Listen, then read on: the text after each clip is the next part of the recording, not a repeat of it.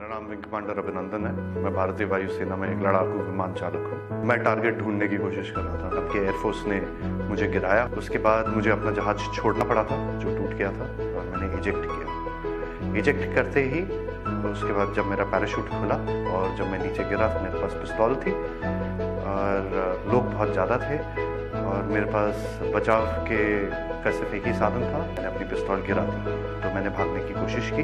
मेरे पीछे लोग आए थे, उनका जोश काफ़ी ऊंचा था।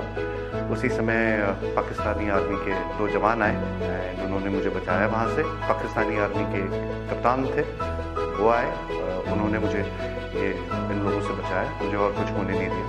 फिर वो मुझे अपने यूनिट तक लेके गए जहाँ पे मुझे फर्स्ट एड दिया गया एंड फिर उसके बाद मुझे हॉस्पिटल ले जाया गया जहाँ पे मेरी जांच हुई और मुझे और एड दिया गया। पाकिस्तानी आर्मी जो है वो बहुत ही प्रोफेशनल सर्विस है। I see peace in it. I have spent time with the Pakistani army. I am very impressed. Indian media बात हमेशा बढ़ा चढ़ा के कहती है, जो छोटी सी चीज़ होती है उसका बहुत ही उसको इतना आग लगा के, इतनी मिर्च लगा के बोलते हैं, वो उसमें लोग बहकावे में आ जाते हैं।